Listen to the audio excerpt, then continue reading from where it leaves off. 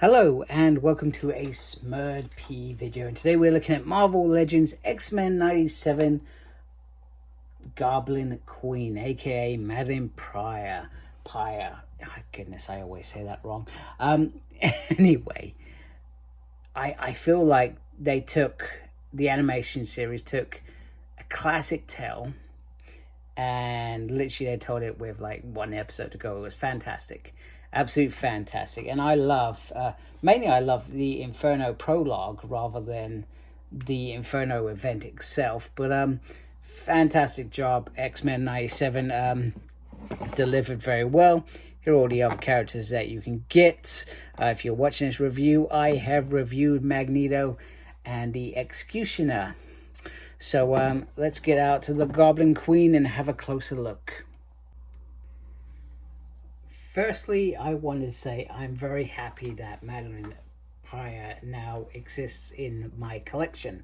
I guess what myself and perhaps, and sorry if I'm speaking out of turn, many X-Men or Marvel Legend fans that have wanted this figure know that this is not the figure that we really want. What we really want is a figure based on comic Inferno Goblin Queen. And even when they tried to get this released via big time letdown HasLab Ghost Rider, even though I wanted it then, I still didn't back it. But they still let us down in terms of what they were delivering, because they never delivered that. And I understood, I guess, the reason behind why they wouldn't want to deliver such I guess, an X-rated figure in retail, because, well, they're for kids, right? You know, not for grown adults like myself or perhaps you. So they're for kids. So I feel like what Hasbro should do is they should release the Madeline Pryor to the people that we want it in the right comic form, but also they should do it in I guess a way that I feel like if you do these via online stores and you've got to produce an ID to purchase this, it's easily done, right? It's easily done, because most kids, even though some of them perhaps have bank cards, won't be able to purchase this. So I don't understand, you just don't release it in shops where kids are going to be shopping. I really don't see why they cannot just get something so simple right. So firstly, I'm going to take, I did that, I was trying to be very careful. A nice little Nathan Christopher Summers, or in this, is he Nathan Charles? I can't remember actually. I think they call him Charles in there rather than Christopher, unlike TV shows. The comics, Nathan's release, I think this is great. I think we've had a similar baby release in terms of Nightcrawler, and previously before that was the Hulk's daughter. I'm gonna say, I could be spraying rubbish on there. It's been a long time since I've read Old Man Logan. Now, this figure, first of all, has heels. There's little heels there.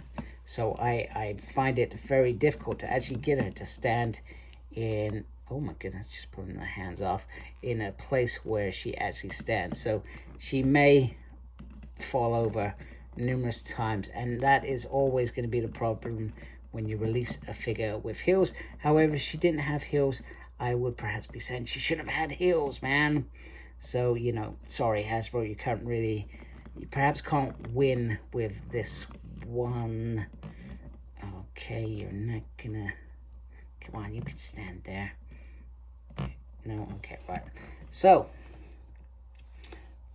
the body tone is very, very pink indeed. I like the fact that she has the classic jewel there as well, but yeah, it's a very pink body. I guess the idea is that she is being very animated. I love the hair is very, very red, and look at this cloak.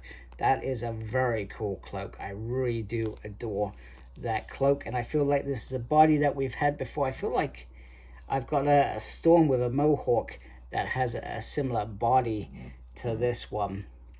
So what else does she come with? She comes with some special effects, and she comes with some fists in case she feels like just smacking Cyclops in the face.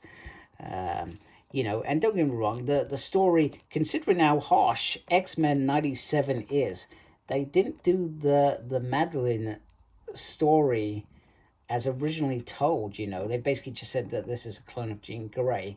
And then she names herself Madeline later on. But in the stories, Madeline had similarities, very close similarities to Jean Grey. And that's what Sinister played on, that original love, and that Cyclops couldn't resist. And she becomes a great character. So when she does go off the boil, you know, and Cyclops does leave her at one point to go backward, to go to Jean, and he goes back to her, and you know, there's a whole, you know, sort of domestic, weird, messy divorce thing, which a lot of people actually hate Cyclops at one point because of it, because of what he does.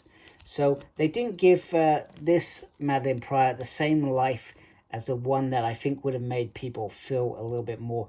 And considering the fact that they are doing some more seasons, I feel like they could have...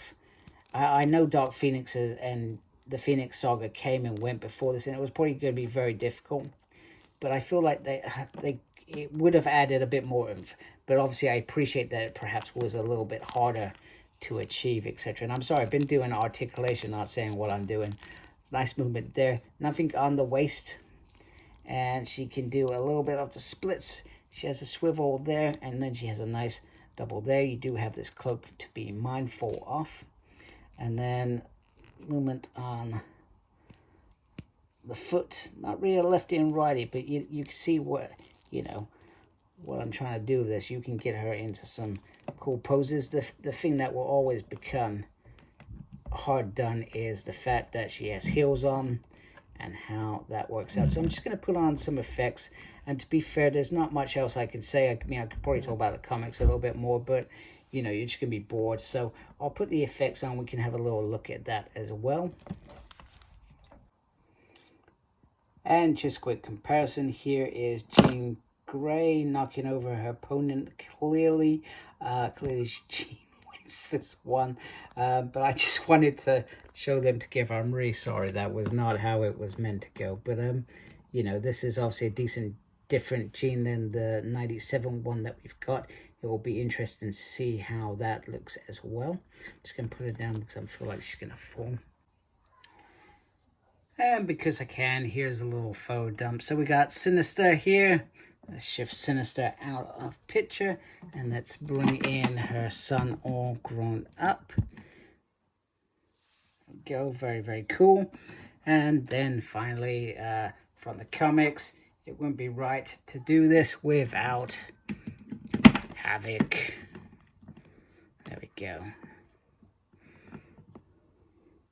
Yeah, it'll look all right. I think she's a bit too tall for him, maybe. Maybe it's the heels.